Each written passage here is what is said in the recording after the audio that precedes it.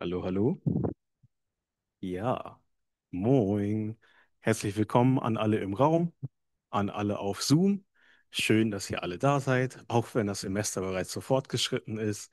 Ähm, Wir haben heute einen tollen Vortrag, aber wie ihr es kennt, haben wir natürlich noch ein paar Anmoderationen und organisatorische Sachen davor.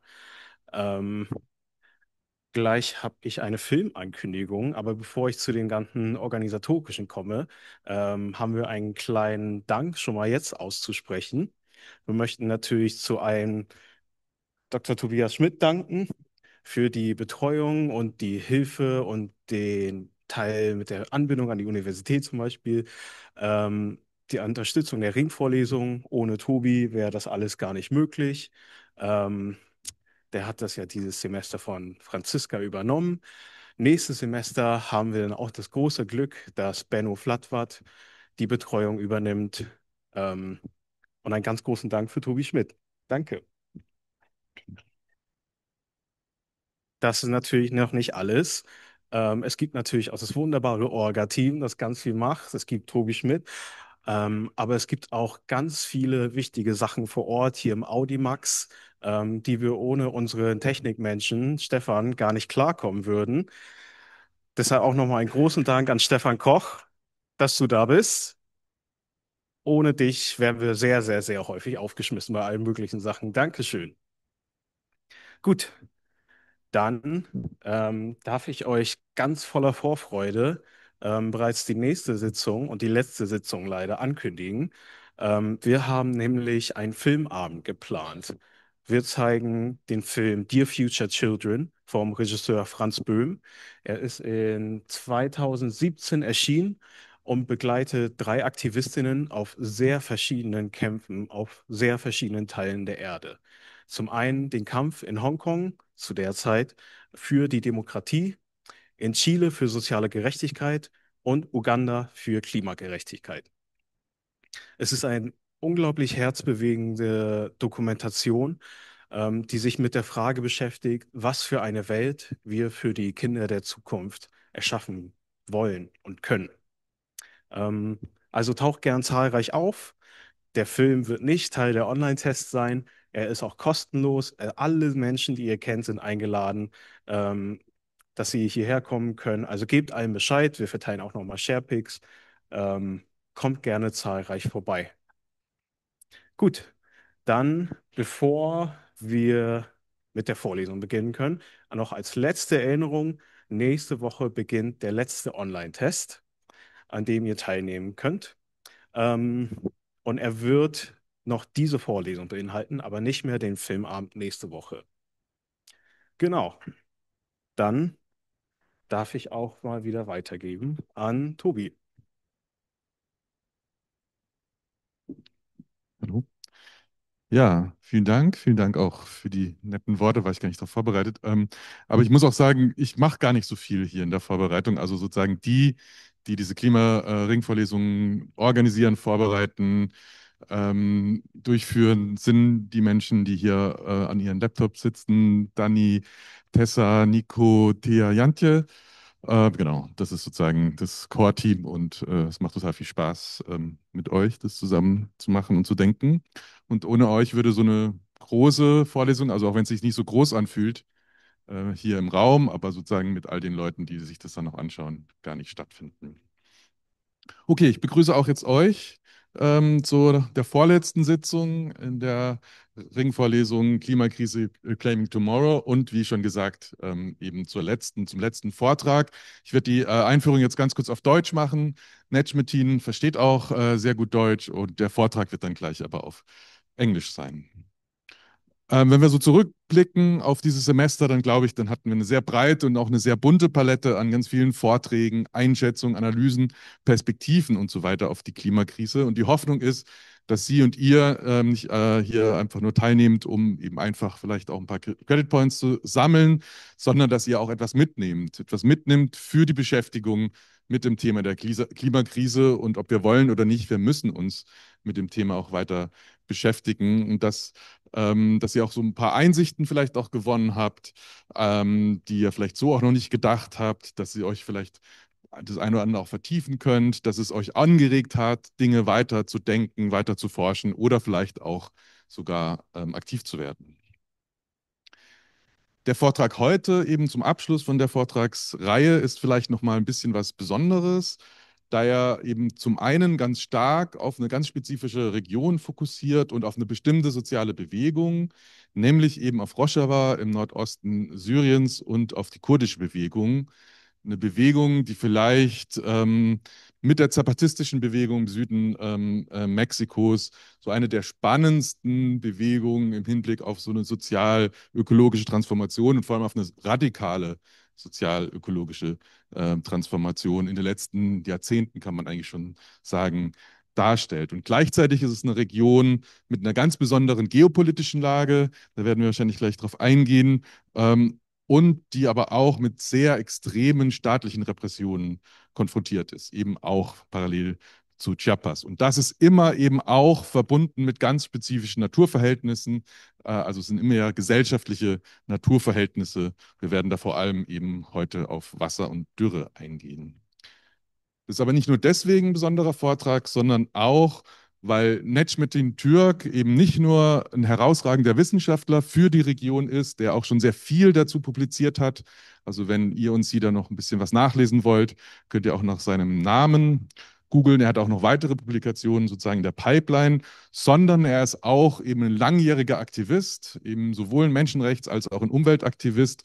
Und insofern hat er auch einen ganz besonderen Zugang zu den Menschen in der Region, zu den Thematiken dort vor Ort. Und in seiner Person verschneiden sich eigentlich schon bestimmte und sehr spannende Ansätze und Sichtweisen. Vielleicht noch ein, zwei Worte zu Necmettin Türk. Er hat an der Uni Erlangen-Nürnberg Human Rights studiert und 2021 mit einer Masterarbeit zu legalen und politökonomischen Dimensionen von Landgrabbing abgeschlossen. Und zurzeit schreibt er seine Dissertation in der Arbeitsgruppe Kritische Geographien globaler Ungleichheiten am Institut für Geographie hier an der Uni Hamburg, untersucht dabei, wie eben diese demokratische Autonomie von Rojava auf die Klimakrise, auf Dürren und so weiter reagiert. Und das vor dem Hintergrund so eines internen kolonialen Erbes, wie er es nennt, insbesondere eben mit Hinblick auf die Entwicklung der Agrarsysteme und auf eine angestrebte sozial-ökologische Transformation eben in einer Region, die vor allem von sehr vielen Konflikten und aber auch von starkem Widerstand geprägt ist. Das wird uns heute erzählen. Es ist ein sehr komplexes Thema, aber auch ein sehr, sehr spannendes Thema. Und ich freue mich jetzt sehr. Und ich freue mich auch, dass du die Einleitung angenommen hast, Necmettin. Und the floor is yours. Vielen Dank. Thank you very much, Toby. Toby is not just safe today. Uh, he is also my second co-supervisor of this project and this lecture based on my field works in Rojava, northern East Syria. As he mentioned, I'm also ecology activist in the Kurdish movement for a long time. And just not the technical details and let's say conceptual and academical issues. If you have any question, please, about what is going on the ground, you can also raise question about this. Welcome.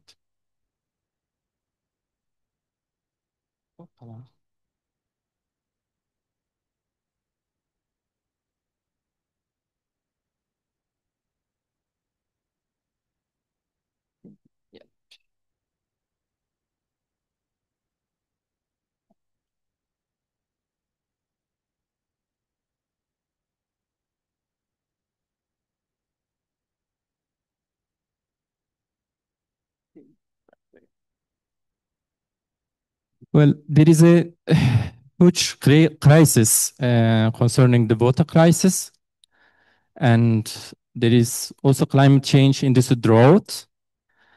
At the beginning, it was, I mean, you read something, literature review, and something like this, and you said, yeah, there is a climate change, and I'm gonna search these issues. But after a while, to being on the field and observing, I realized that it's much more deeper, these issues. It's not just about the climate change issues. There are much more climate change issues. Actually, it's based on the colonial issues, based on the historical legacies of the colonialism. And we are going to talk about these issues. Roughly, I will introduce the colonial drought concept, and then I will talk about climate change and colonial drought, these two main structures, and then deeply delve into the colonial drought, what we are meaning about these issues, how Syrian Ba'ath regimes, nationalist development agenda overexploited water resources for monocrops agriculture. And then the second element of the main element of the colonial drought is transboundary water politics. So hydro-hegemony, what we identified. This is done by the Turkey through building large dams and cut off the water and use the water as a tool of colonial, neo-colonial domination. And then we will shortly, roughly mention how Rojava administration, as Toby mentioned, this is autonomy, de facto autonomy, and they are rejecting the being a state. Central issues is based on the confederal structure, and ecology is one of the main principles of this political structure, political governance, I would like to say. And we will questionize how and why Kurdish movement, Rojava, adopt ecological struggle and socio-ecological transformation as a main tool of decolonization process. This is what we are gonna roughly talk about.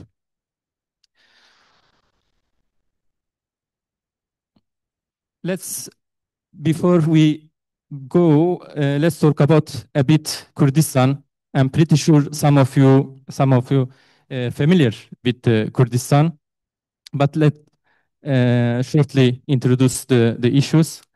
Kurdistan is a colony, but in many regards is invisible colony because it's not a classical case of the settler colonial issue or franchise, let's say, salt water oversee colonial structure. This is internal colonial case. İsmail Beşikçi, one of the Turkish sociologue, introduced Rojava, Kurdistan case as a international colony because Kurdistan actually split between the four countries, Iran, Turkey, Syria, and Iraq. And this all happened after the First World War. Namely, Sykes-Picot Agreements 1916, Treaty of Lausanne 1923, and Turkey founded through this 1923, Iraq 1932, and Syria 1946. So, but due to this epistemic structure and limits, Kurdistan, as many scholars identified as an invisible colony because it's not applied. And myself, and my dear colleagues, Joost Jongerdan, Professor Joost Jongerdan from the Wageningen universities, we introduce a new concept, nation-state colonialism, a specific variant of the internal colonialism. You can access and if you further investigate in these issues, as you see, it's published an open access article. Here you can see the Kurdistan map, and here you can see the Rojava. It's specifically marked.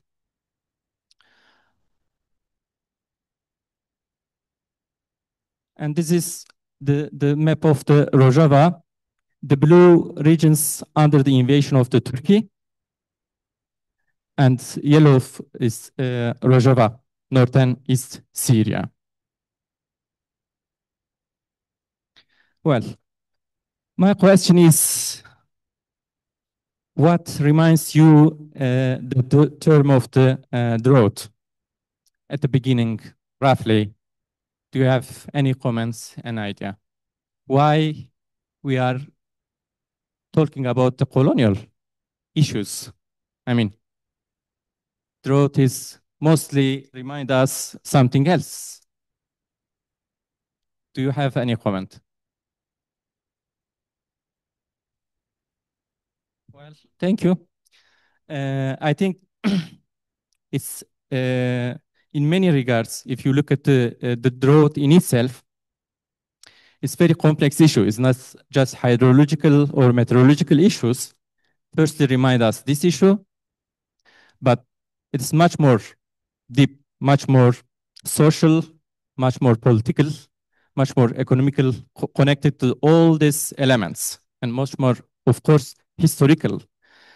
Current literature concerning climate change, water issues is mostly depoliticized, ahistoricized.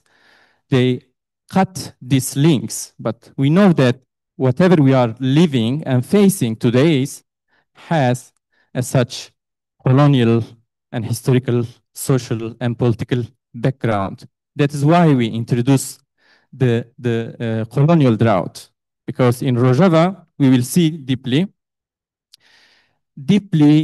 related and resulted in, derived from the internal colonization. And second element is Turkish transboundary water politics, neo-colonial domination through weaponizing water.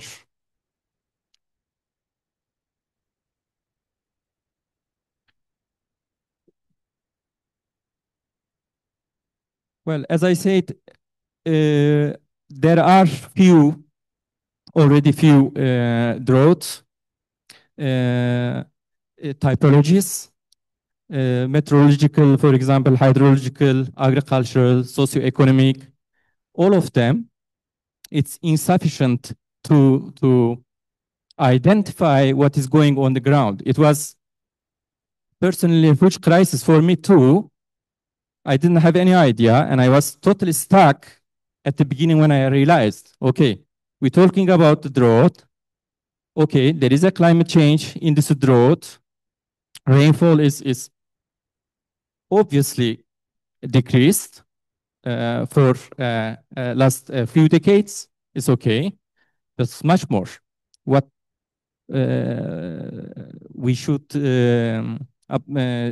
identify about the underground water. What is going to on the ground? For example, Turkey built 22 mega dams and intentionally and systematically cut off the water. And all of them affected and resulted totally water crisis today's Rojava face.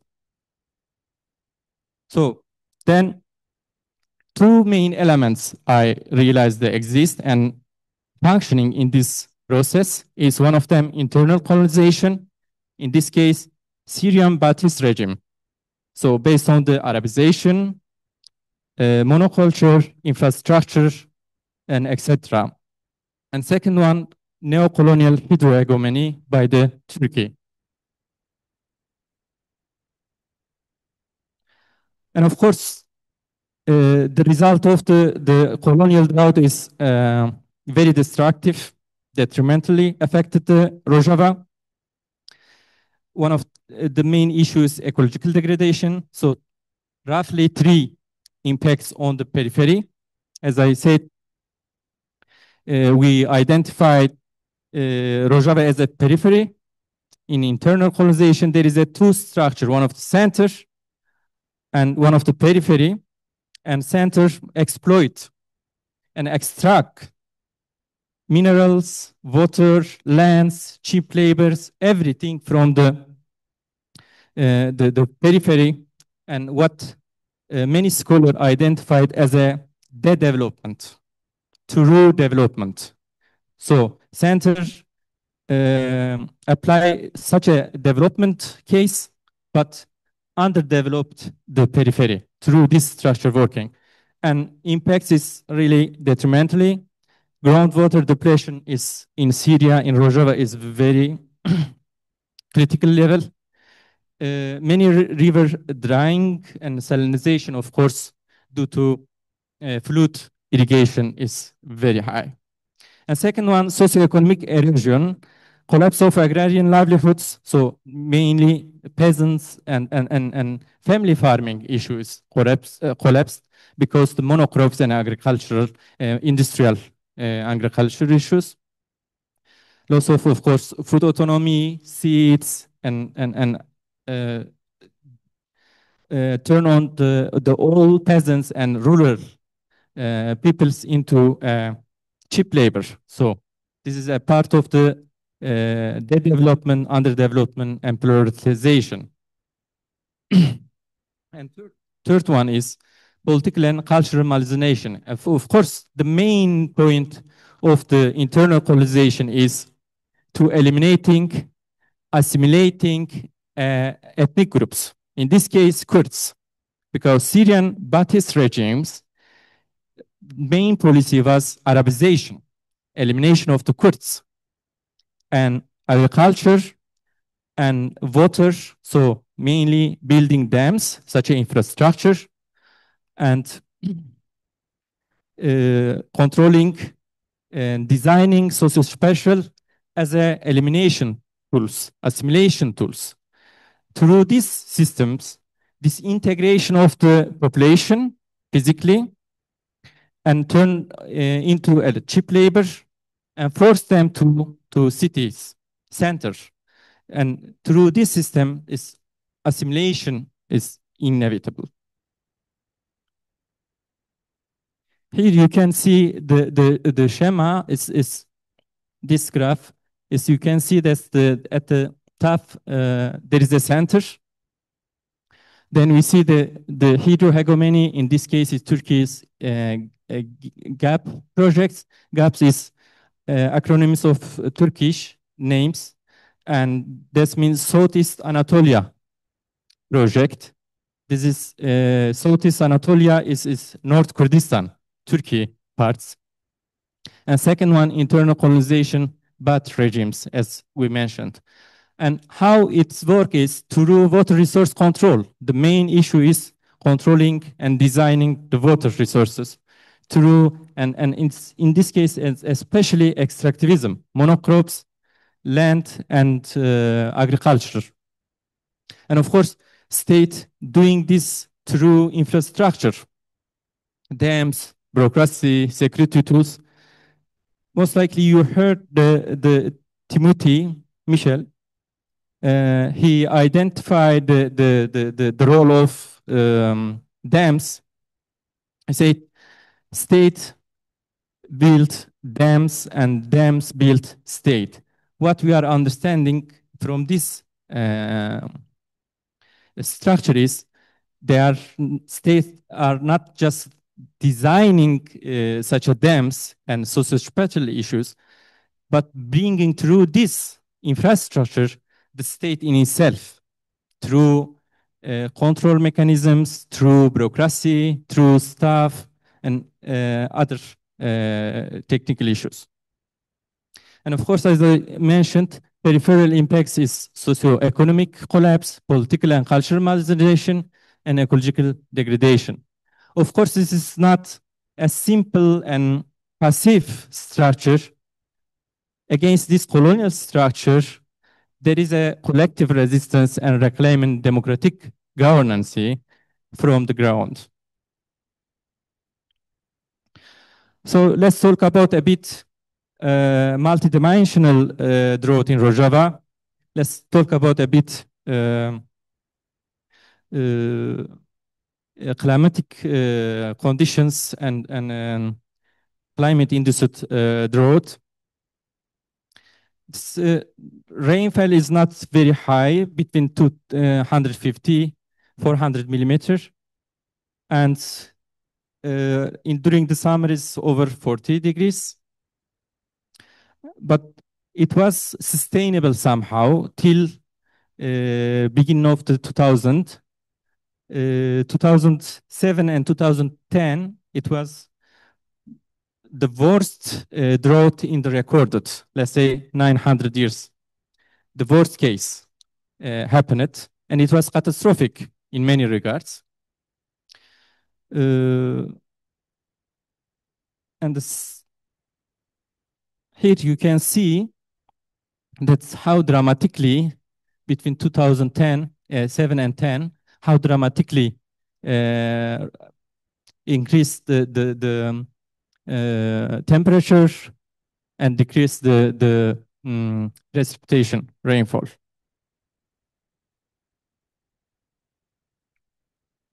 So as I said, impact of the climate change in this drought was catastrophic.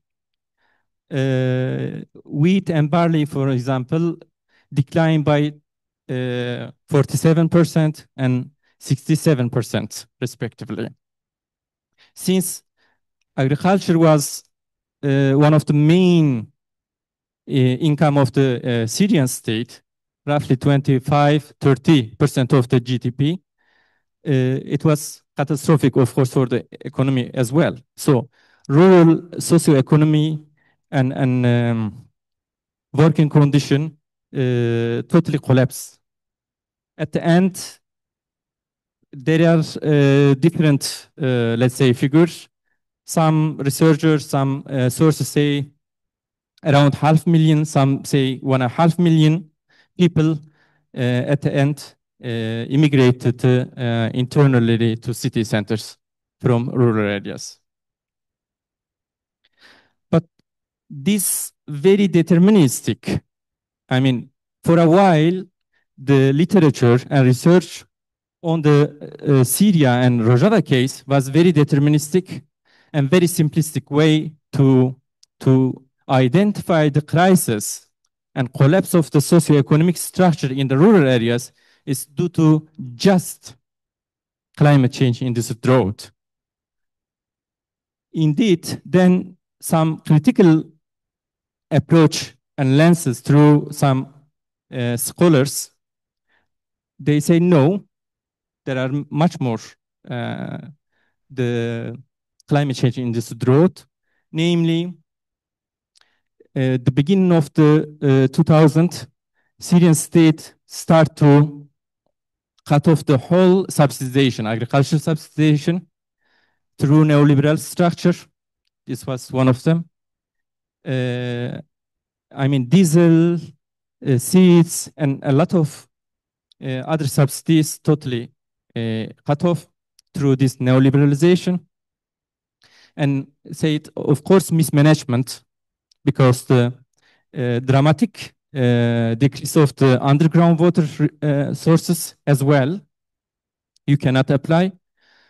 And plus, of course, the corruption and collapse of the regime in itself. Mismanagement of the water and land, namely, also resulted in salinization, and soil is not anymore fertile due to monocrops, pesticides, etc. And for example, Eklund and Thompson showed that just a few kilometers above Turkey, southeast, and just the other neighbors in Iraq, similar drought, similar affected similarly from this climate change in this drought, but they didn't have such a collapse in the rural areas. And let's deeply delve into what we are meaning the internal colonization, and one of the main elements of the colonial drought. But regimes from the 1960s started to agricultural modernization as a main economic development issues and main tool of the domination and assimilation of the Rojava Kurds.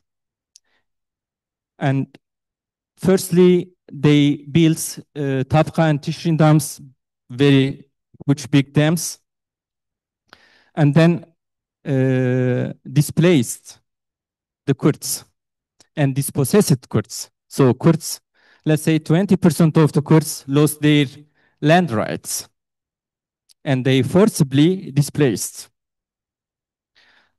This we talk about, this project prepared from intelligence service of the Arab Bath regimes and called this project Arab Belt. Indeed, like a belt, 370 kilometers long and 15, 20 kilometers deep, as a long belt, the mid of the Kurdish territory, and settled 1,000 Arab families, namely 40,000. And this, through this, 20% of Kurds dispossessed and displaced, and Arabs resettled. We see that the socio-spatial design, namely land and water, is not just a simple development issues or energy issues, rather than a colonial tools of domination and elimination and assimilating.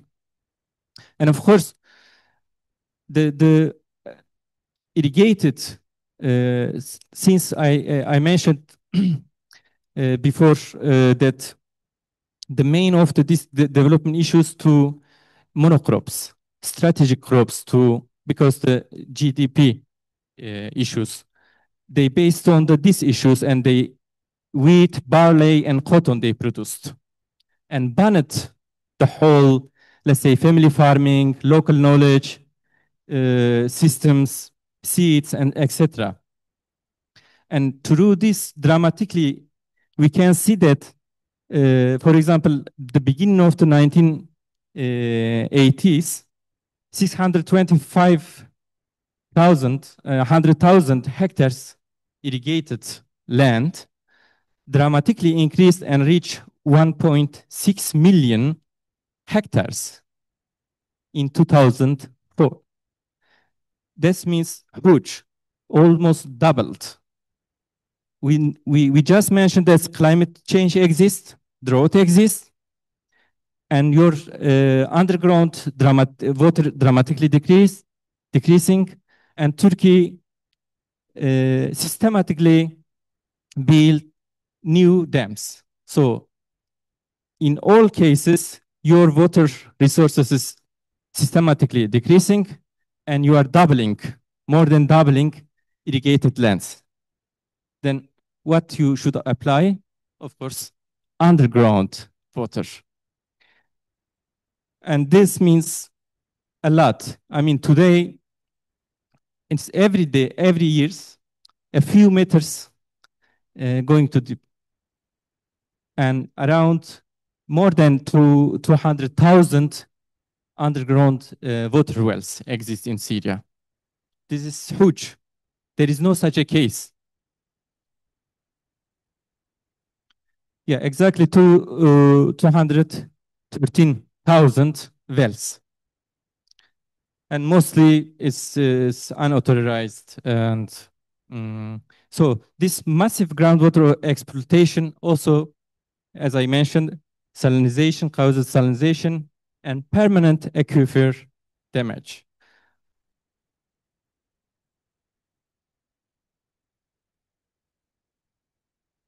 And of course, totally, if you look at the figure, 75% of the irrigation water, for example, in Haseka and Jazire, the main region of the Rojava, Kurdistan. You see that your agricultural overwhelmingly based on the underground water. And of course, this also not just a quantity concerning the decreasing of the quantity, it's also resulted in the quality of the water. Today's, let's say, 30 3% of the Syrian groundwater is, according to World Health Organization, is not drinkable. Many chemical components, salinization or salt or any other chemical components, toxic, let's say, due to this overexploitation is right now is not drinkable anymore. Here you can see the good quality water is the green, and you see that in Rojava is many part of them is with water with sodium chloride, for example. It's very salty, it's not drinkable. You cannot also use for the irrigation as well, and other chemical components. And most importantly, the dark region, as I said previously, it is under the Turkish occupation, and we will come to exactly this. Here, before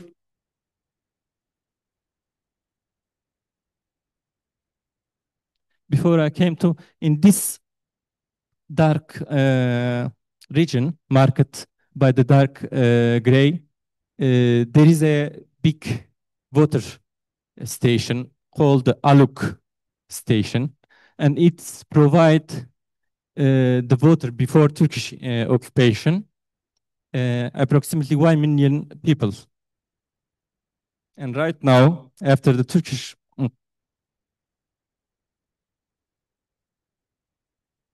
occupation,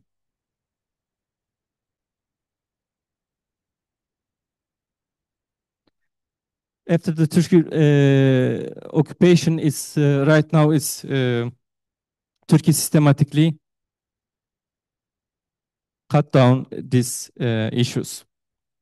Let's talk about the result. We talk about the internal colonization as a development of the periphery. So extracting the oil resources for favor of the center, and the periphery, in this case Rojava, is underdeveloped systematically. There is a census and research in 2003-4, for example, 58% of the Syrians poor live in the northeast, so Kurdish majority. Imagine this region called as a breadbasket.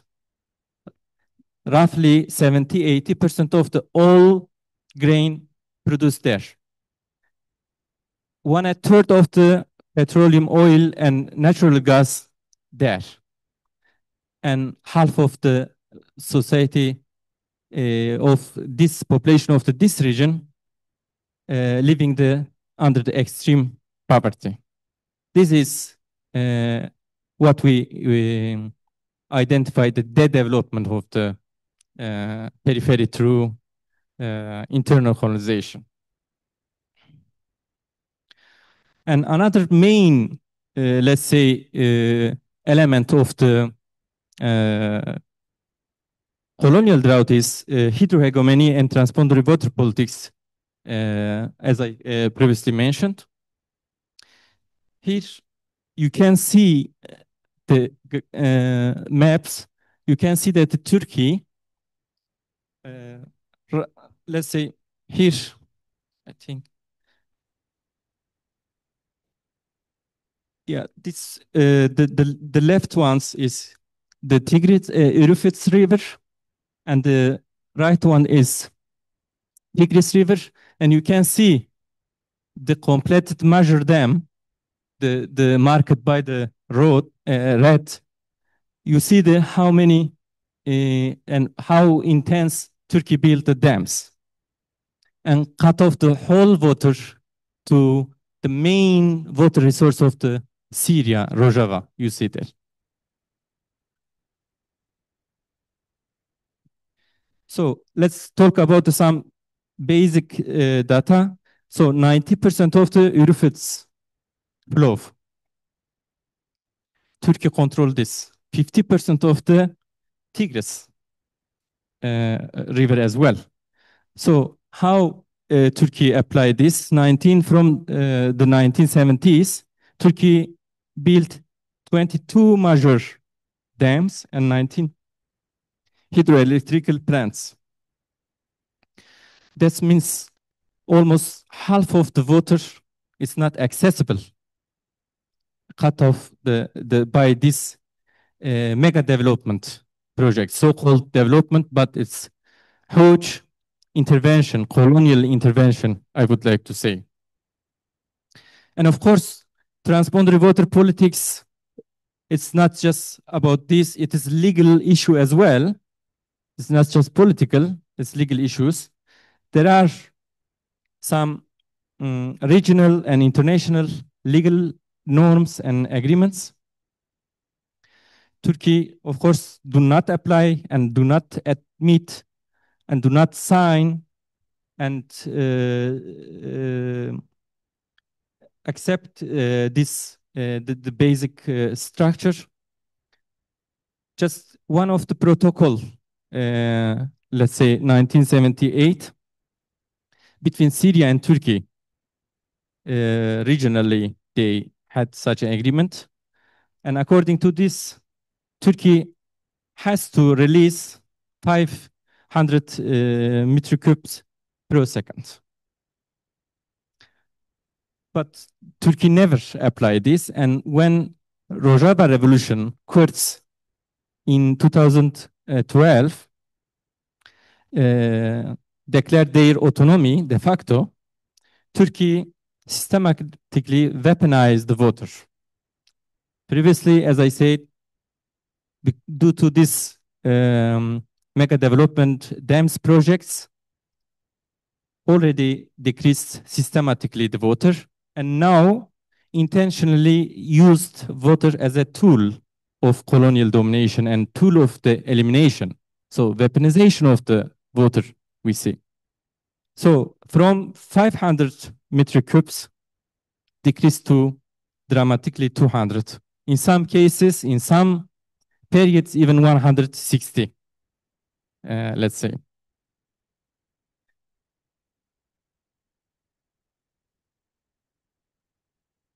As I said, Turkey not just did this cut off the flow, intentionally occupied the Serikani, as I said and showed you, this gray marked region.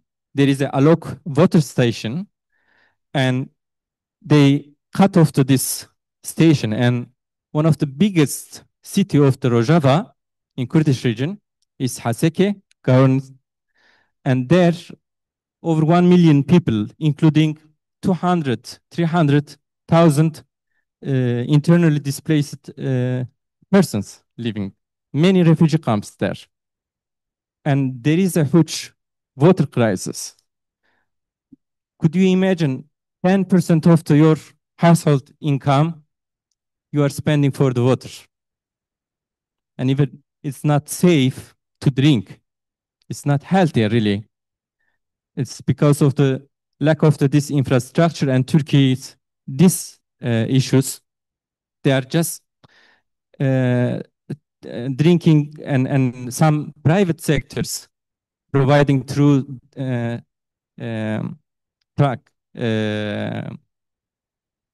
water issues, tank, let's say.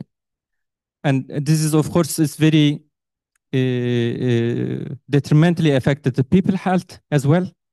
Many disease, waterborne disease, namely cholera, hepatitis, leishmania, and others, is very, let's say, detrimentally affected, especially elderly and children. And what is through all this historical and current neoliberal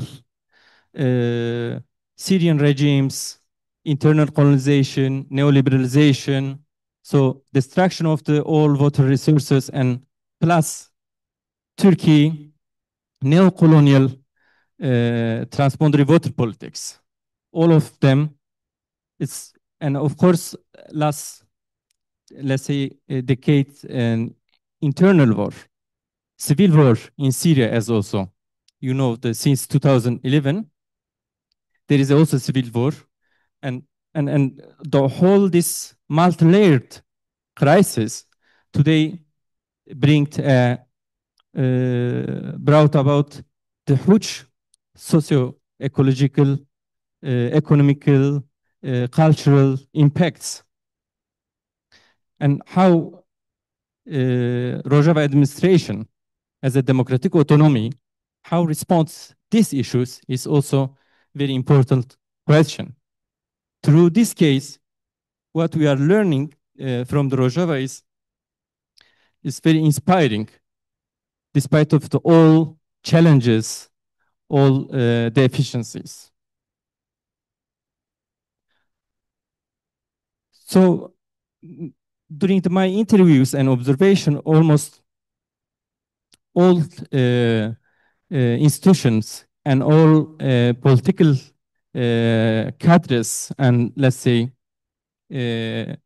responsible body of the Rojava administration, they were fully aware of the structure. So they adopt ecological struggle, ecological regeneration as a main principle, as an essential element of the decolonization.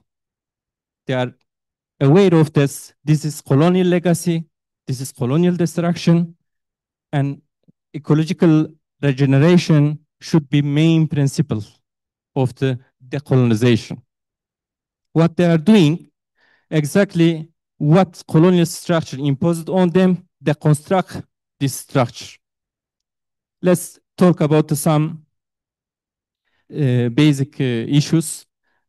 As I said, Arabization, internal colonization based on the one single ethnic group's domination and try to assimilate all other ethnic groups. Of course, the male dominance, especially right to land, it was just for the men. Women couldn't access the water, couldn't access the land, Kurds couldn't access and other ethnic and religious groups. What Rojava administration doing? Exactly, they construct this structure. Right now, all ethnic and religious groups during the Baathist regimes dispossessed and displaced, resettled right now again and give their lands. And of course, women have autonomous economic structure and they have also allocated and received, let's say, 500,000 hectares lands. They have their own cooperatives, economical structure, and the management of the land and water. And of course, as I said, mostly due to this internal colonization issues, mostly they extract raw materials and process in the centers. So there wasn't any processing factories infrastructure in Rojava. So imagine you are producing, somebody coming and taking, processing and selling you back 3 times more price. This is how it works.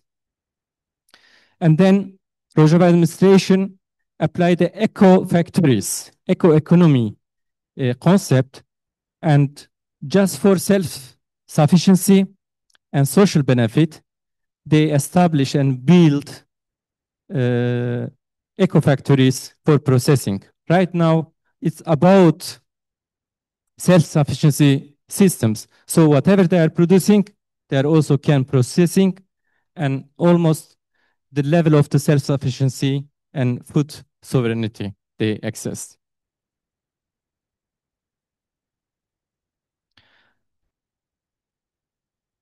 For example, also one of the very striking example is agroforestry. As you know, agroforestry is not just planting the trees and making the area is green, but also this economical input.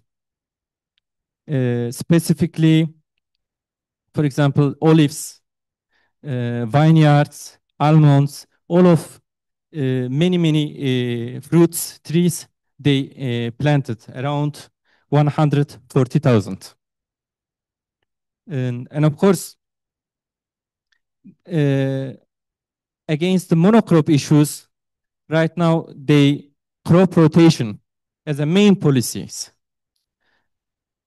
Against the industrial mega monocrop agriculture, they are encouraging and allocating land to families, peasants, that they can establish family farming. And of course, during the internal colonization, Syrian Arab Bath regimes banned to planting trees and planting or any kind of the family farming. It's just monocrops. And just Kurds and peasants were just, they have such a role, they had just such a role to being a cheap labor. And then right now they deconstruct these issues and encouraging crop diversification. Right now it's not just cotton, wheat, and barley, but chickpeas, lentils, and other, whatever they are needing, they are planting this all. And of course, the organic fertilizer they are using. Also, they are applying some irrigation methods. Previously, as I said, Syrian Arab Bath regime used the fluid irrigation methods, and today's previously it's around 7-8%. Today's drip, so environmentally friendly irrigation methods, they adopt as a main policies, and right now around 40-50, between 40 and 50%, the whole region. This is actually under the embargo and war condition, big transformation, I would like to say. So let's conclude how we can really talk about the water justice and of course the decolonial hydrologies, hydropolitics. Again, colonial drought is not just climatic issues, but deeply based on the two main structures. One of them, internal colonization through over exploitation of the underground water due to monocrops and irrigation agriculture. And second one, Turkey neo-colonial desires and domination through controlling the water through dams and hydroelectric centrals. And of course, when needed, in some case, in Rojava case, we see that due to political conflict between the Kurdish autonomy and Turkey, Turkey naturally doesn't want to see any Kurdish autonomy because the next step would be East region. So North Kurdistan, let's say. So such a political concern and strategies, also we see that resulted in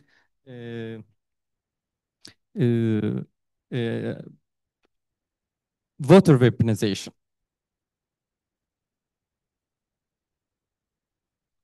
Okay, thank you for your attention, and ground is yours. Any kind of the question, comments, welcomed. And we have a few questions. If you want to add something, the ground is yours. Thank you.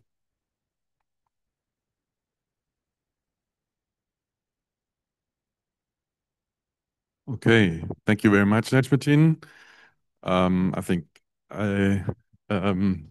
we didn't expect too much. It's very complex and very interesting what you presented us, and also like the concepts you're using, like weaponizing water. I think you showed very much what that means, and also like the internal coloniality. So it's not only about capitalism and neoliberalism and control and governance. It's much more than this, which you can grab with this concept of colonialism. And also, like, there's like in the media, there's this narrative that the Arab Spring in Syria is a result of the drought and stuff. And you showed us that you have to think much more. It's too easy, maybe, to look at like this. So I think there are a lot of things we could talk about. We have enough time for questions. I will look around in the audience here. Otherwise, we can also look in Zoom. So are there any questions? You can also post your question in German. Ihr könnt auch auf Deutsch eure Fragen stellen und wir übersetzen es dann. Toby, just behind you. Just behind you.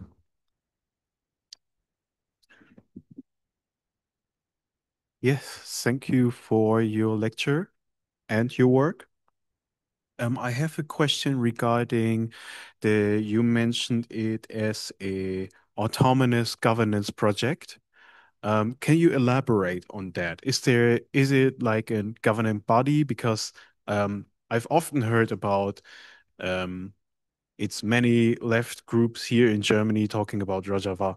Can you elaborate a bit on how I want to say political situation or the governing project is? Thank you. Well, the system is mainly based on the democratic autonomy issues, since it's not just one of the piece of the Kurdish region, Rojava. There are, as I said, the east in Iran, south in Iraq, and north in Turkey, other part of the Kurdistan also. So together, they identified this system as a confederal, democratic confederalism system. This system based on the local structure and try to decentralize, deconstruct all hierarchical issues. So each ethnic and religious communities, women, workers, all of them directly managing their issues by themselves. Each city has city councils. This is high executive body of the governance, and this is based on the direct democracy. The city councils consist of the whole village communes. The communes is, let's say, cellular unit of this democratic structure locally in the village or the city center neighbors. They are arranging all their daily stuffs. There are a lot of several, let's say, committees under the roof of the commune. They are dealing with the managing of the water and land, managing their economy through cooperative systems. Also, they have self-defense units. Also, they have the ecology committee, the women committee, and etc., and education as well.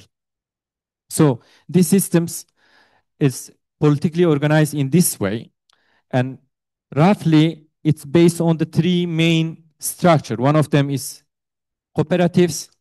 So cooperatives' role is decolonizing the economy and provide self-sufficiency, ecological, economical structure, infrastructure, factories. And second one is academy, deconstruct and decolonize the knowledge systems and build democratic and ecological and women liberation mindset ideologically. And third one is assemblies. Assemblies, as I said, the political body of this structure. Actually, it's although there is some hierarchical points between, for example, the city councils and cantons, since the city councils members are natural member of the cantons, actually they construct. So hierarchical body of this organization is just coordination, functioning as a coordination body. So the main unit, the main basic unit is common, then the town council, then city councils, then together they build their cantons, and then few cantons coming together building democratic autonomous administration of the Rojava. This is roughly based on ideologically the main principles. The all bodies, the all organizational structure have to follow is the ecology, women liberation, and direct democratic structure. These three main element is, let's say, the Rojava and Kurdish movement main structure.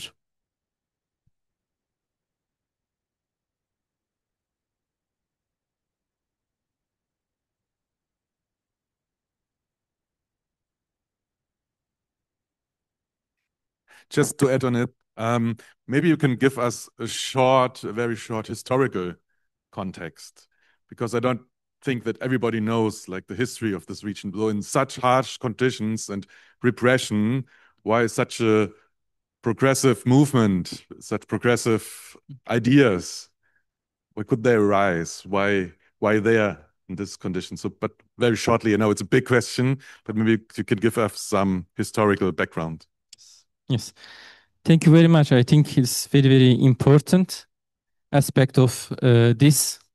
It's why in the middle of the Middle East, such a progressive movement really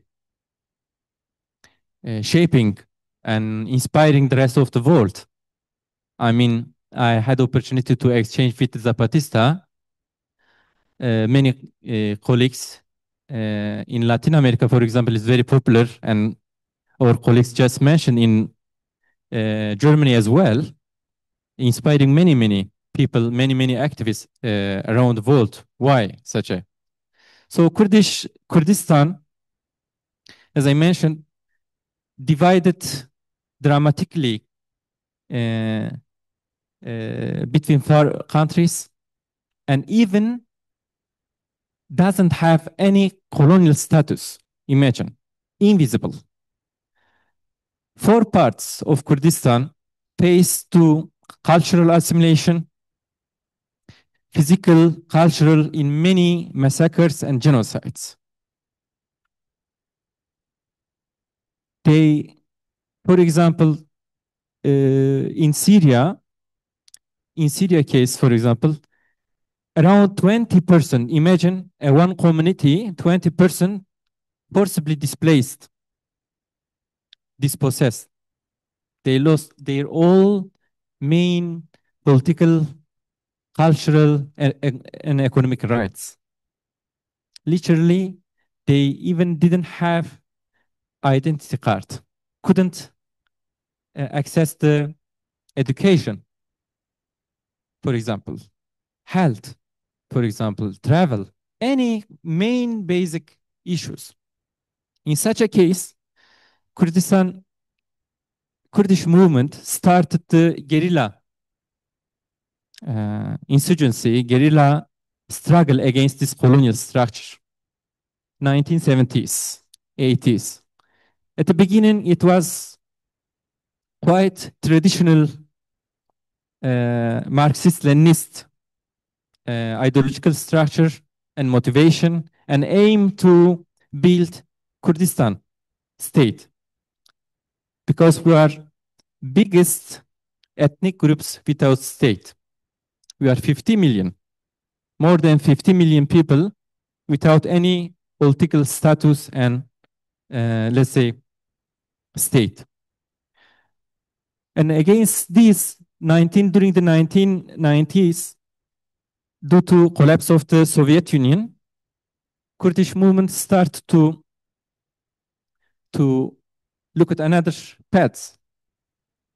And in this case, specifically, the leader of the Kurdish movement, Abdullah Öcalan, has such a deep philosophical and investigation and inspired from the Buchan, one of the anarchist ecologists, social ecologists, American writers and activists, his ideology. And plus, he learned a lot from the Kurdish traditional structure. Kurdistan socio-political structure based on the confederal system. I think somehow Germany previously had similar structure. I mean, just the middle of the 18th century, 17th centuries is still there were over 300 local states in Germany. In similar state, landlords and some tribes locally they always organize themselves. And in this structure, women were always very powerful position, not very modern understanding, but women always in Kurdish culture and histories is very, very powerful figures. Due to this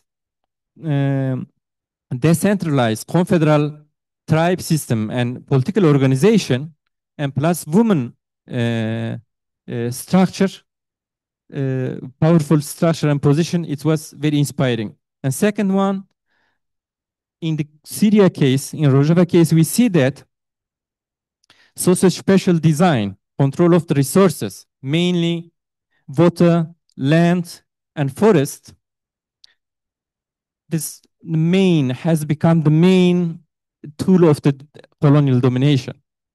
In North Kurdistan, for example, Turkey, as a counter-insurgency methods of the war against the Kurdish guerrilla, they destroyed over 20% of the, burnt down the 20% of the forest of the North Kurdistan, intentionally, systematically, as a counter-insurgency methods. As I said, they built 22 big dams and displaced the Kurds, millions of Kurds, povertize them, assimilate them. And most importantly, although we're talking about this agricultural region, also exploited agriculture and so benefits a lot Turkey, but also there are few cases very dramatic. For example, the border of the Iraq and Turkey, they built 11 dams, but literally nobody lived there. And they cannot really produce a lot of electricity. In the state reports, 2007, they identified this is not my term, their own term, they identified these dams, security dams. So the blocking the Kurdish guerrilla way, because Kurdish guerrilla settled the North Iraqi Kurdistan mountains, and they just cut their way through the water. So what I am saying, ecological destruction, ecocide, and most importantly, control of the resources always has become the main part of the colonization. So Kurdish society and movement realized that without adopting ecological struggle, you cannot be really, you cannot liberate yourself from the colonialism. So ecology has become one of the main elements of the decolonization. Women liberation has become the main of the element. And since they criticized the state structure, for example, the Soviet Union and classic left ideologies, they identified as a state capitalism. So state cannot be tool of liberation, cannot be tool of the bringing justice, equality, freedom. So deconstruct this hierarchy and state also has become one of the main ideological part of the this transformation and this historical legacy. So I would like to say so learning by doing, always practice.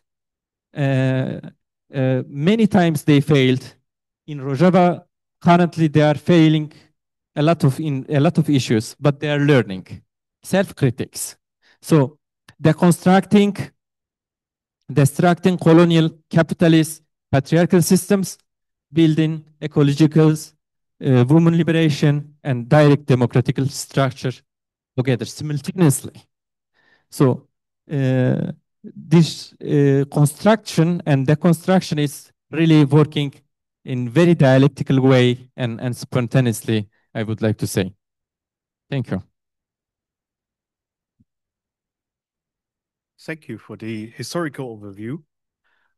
We have another question coming from Zoom. Could colonial drought be a useful framework for analyzing water scarcity in other global peripheries, such as Palestine or sub-Saharan Africa?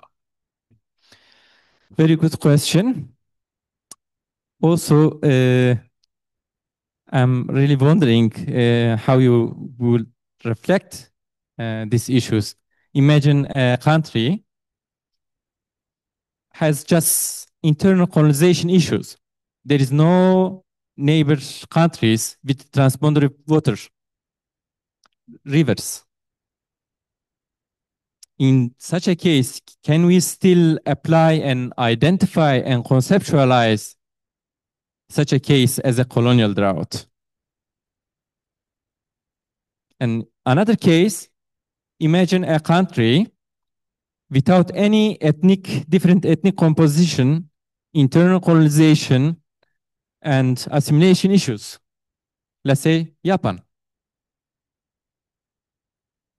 So you do not have any ethnic internal colonization issues, but you have one of the neighbors that you share some common water resources, rivers, transboundary waters. Still, can we apply such a cases? My answer is in both cases, yes. The colonial drought perspective and concepts, what we are introducing, hopefully we submit an article, hopefully soon it will be published that we can share. This is a new concept, of course, and what we want to emphasize specifically that exists in literature, either climate crisis discourse and literature or colonial environmental studies and issues, they are really somehow depolitize and ahistoricize the water issues, drought issues, water crisis. So water scarcity and crisis is not independent from the background, from the historical colonial context. Resource management. And of course, if you look at globally, in Latin America, in Africa, in India, in Middle East, land grabbing issues, water grabbing issues, as a new neo-colonial structure, we see that previously settler colonial issues or franchise, the saltwater colonialism, somehow they invade and extract such resources. And today, through corporation, big multinational corporation, they are grabbing such resources. This is a neo-colonial structure. So it is not really independent. And I think we can apply the colonial drought issues even in this context. What today, for example, in Latin America and Africa, many local indigenous peoples and population cannot access the safe and healthy water. and land. And this is due to this neo-colonial corporation and capitalist structure. So my answer is in both cases, yes, we can apply it.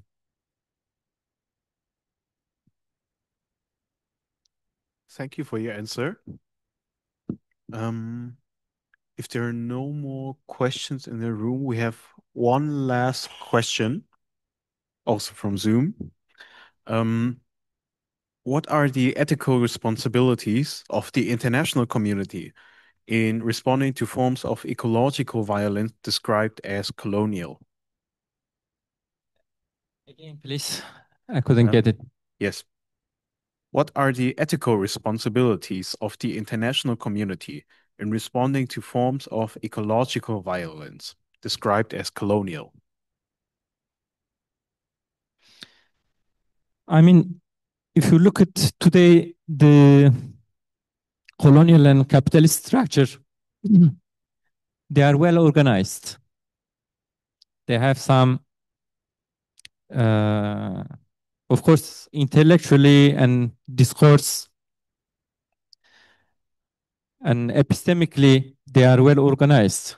They legitimize such a exploitation, extractivism, dispossession. I'm talking about the land and water and ecological destruction, ecocide, forest, deforestation issues, and all this ecological collapse.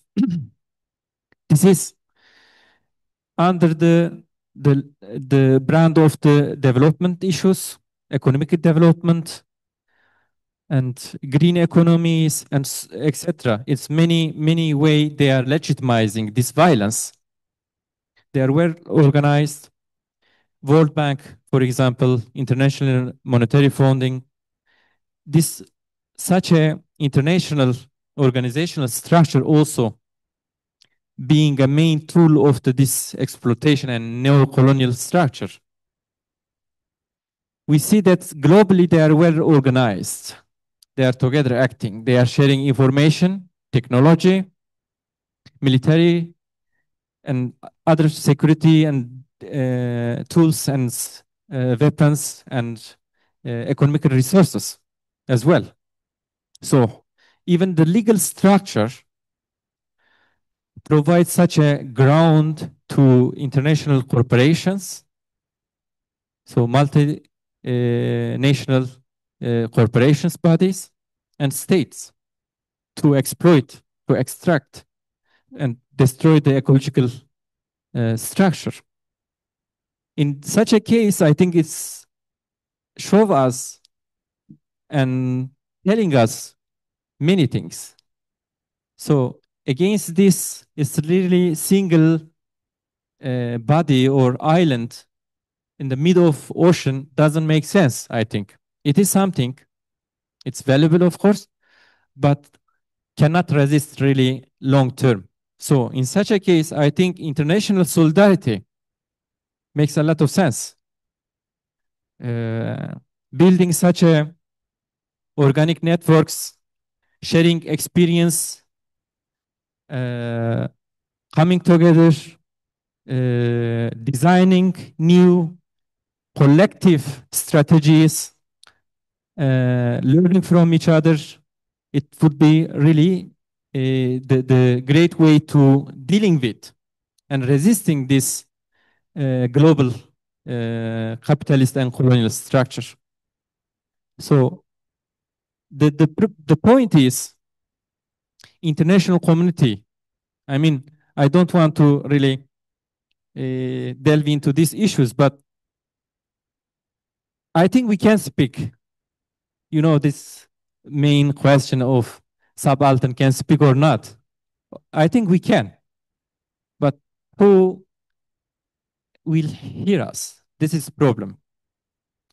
Invisibilities. As I said, even international community doesn't know the Kurdistan is a colony because existing epistemology and literature it's excluding, limiting, or boundaries or understanding. So the colonizing ecological fields I think one of the main responsibilities, ethic responsibility of the international academia in such a cases to make visible, make less hearable such a cases, including Kurdistan and other similar geographies, let's say. Thank you. Thank you. We've just had another comment slash question coming in. It is more in regard to your person, so feel free to answer or not if you wish to. I'm going to read it to you. Thank you very much.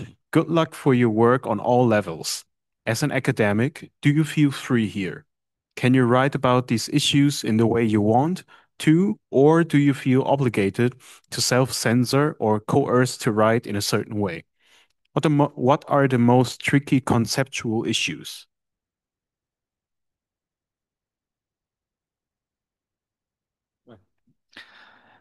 Okay. Tough question, huh? I think, and I'm doing,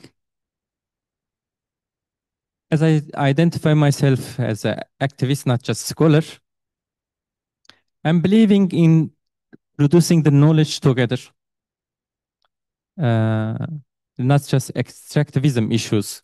We're talking about extractivism. I'm trying to, for example, in many local scholars in Rojava, many activists, I'm learning from them, and we are academically also producing. Also, we are implementing many projects, I mean, practical projects. So I think kind of the solidarity-based research and engagement would be an ethical way to approach and to produce some things. Concerning academic liberties, I'm not sure about these issues. So far, so good, I would like to say. And it's again, the main structure of the existing academia, it's very, let's say, conservative, in many ways, it's very close.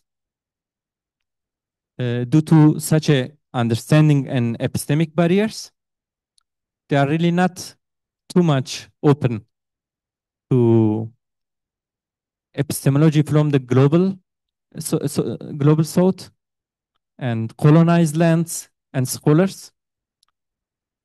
I'm pretty lucky, I would like to say. I'm thankful the atmosphere and the working condition I have.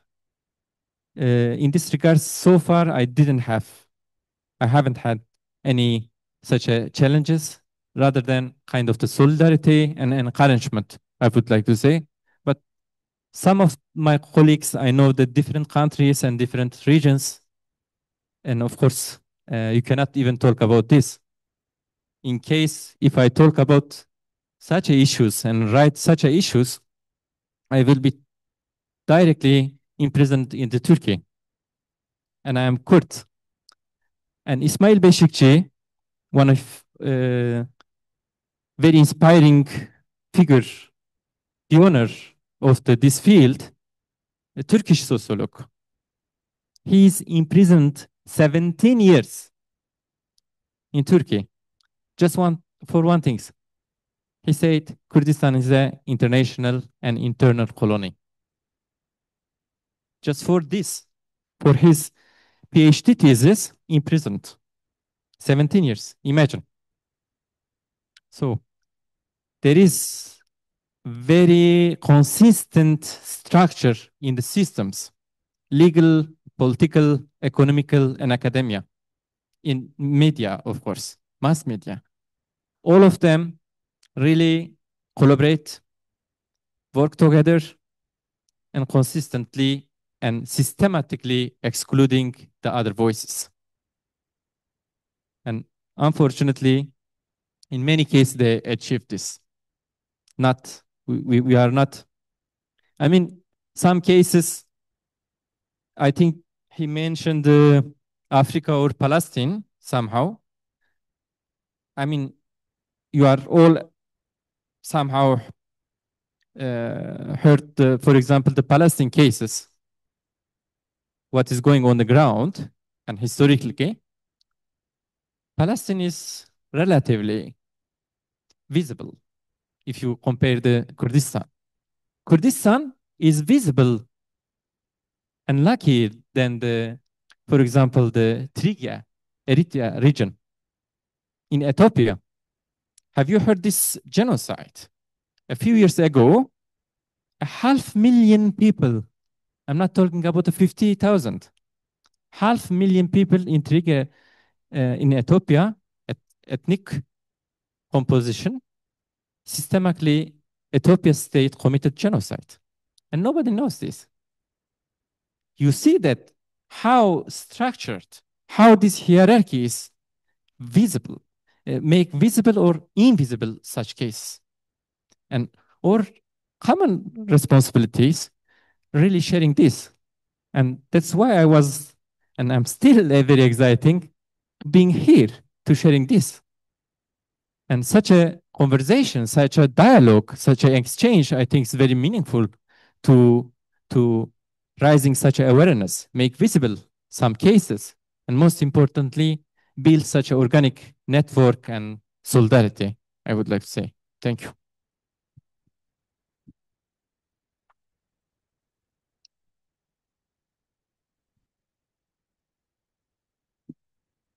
Hello? Oh, okay. Thank you very much. Thank you for your insights, for your work, and also for your openness. And yeah, I think we learned a lot, not only about Rojava and the Kurdish movement, but also about drought. And that's not only a natural phenomenon, that we also have to look beyond, like the historical, the political, the economic circumstances. So I think we all get some lessons learned. And yeah, thank you very much. And I hope we can see you next Tuesday for the movie. And yeah, have a good evening all together. And yeah, thank you once again, Necmettin.